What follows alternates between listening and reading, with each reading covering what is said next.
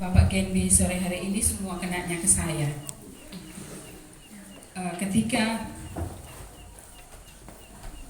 Brian masih usia kecil, begitu banyak penderitaan yang dia harus alami melalui tangan saya yang begitu luar biasa.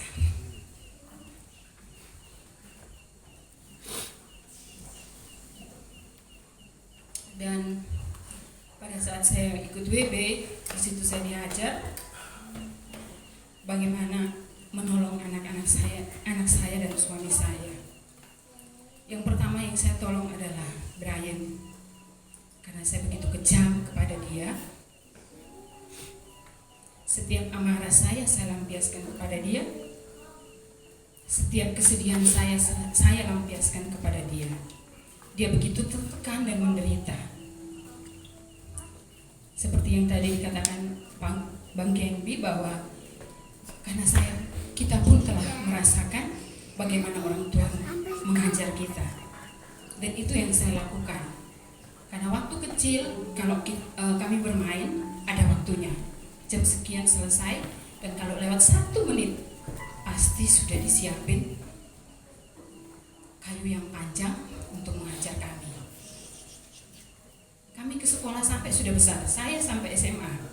Ke sekolah, pulang sekolah itu jam 12 atau jam 1, berarti jam 1 TET sudah harus di rumah.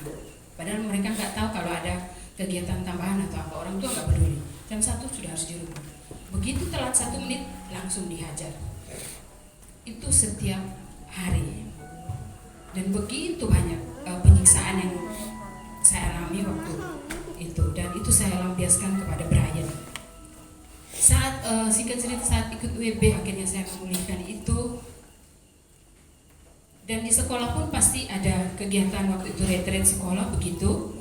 Dia juga ikut kegiatan itu, dan ada yang namanya untuk menghormati orang tua, bagaimana anak-anak membasuh kaki orang tuanya. Dan saya waktu itu dipanggil, di situ dia nangis.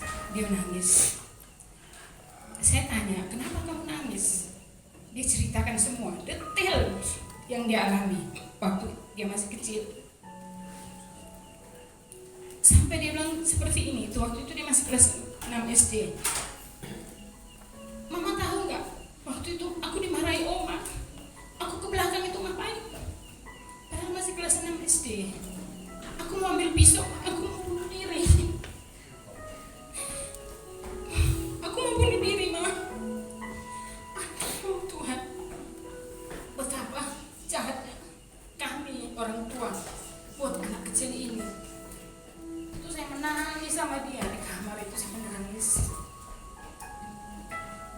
Saya nggak bisa ngomong apa-apa, saya hanya bilang sabar sayang, sabar ya nak, seperti itu.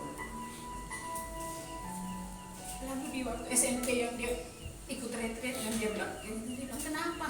SMP kenapa? Mereka disuruh tulis surat.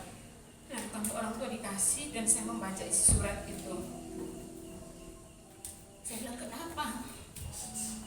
Saya nggak mau dibeda-bedakan. Kalau kakak itu pintar, ya biarin aja dia pintar. Kenapa? Kalau kakak pintar, saya juga harus pintar. Seperti itu. Begitu saya sangat sedih, ya Tuhan. Iya. Jadi saya belajar untuk memperbaiki diri, bahwa anak-anak itu mempunyai kelebihannya masing-masing. Kakaknya memang nilainya, kalau bilang ada 110, mungkin dia 110. Itu nilai kakaknya di UN, di apa semua nilainya seperti itu. Aku gak mau. Ya. Dan itu dari Brian saya bertobat. Pemulihan itu terjadi setiap malam. Saya bangun komunikasi dengan dia, kami dua berdoa. Saya terus meminta maaf sampai dia melupakan semua kejadian itu. Dan betul-betul dia melupakan. Sekarang saya tanya, Brian ingat gak waktu kecil mama ngapain? Sudah gak ingat. Di situ saya sungguh bersyukur. Di situ pemulihan terjadi, dan saya boleh bersaksi kepada semua. Kalau melihat Brian seperti ini, kalau Brian itu sekarang lagi begini, kalau Brian itu gini, selalu yang hal-hal yang baik yang selalu saya ceritakan kepada Bapak Ibu. Di dalam setiap persekutuan pasti saya Bapak Ibu mendengarkan hal-hal yang baik ya dari saya ya. Brian selalu diberkati. Brian sekarang menjadi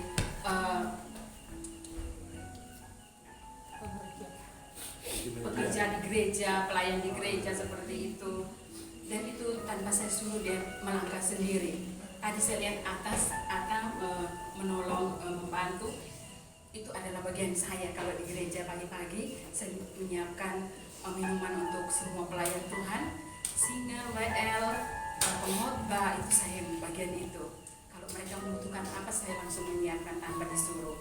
Jadi kepada anak-anak muda, mari kita belajar untuk melakukan semuanya itu. Karena Tuhan tidak melihat apa-apa, tapi Tuhan melihat hati kita.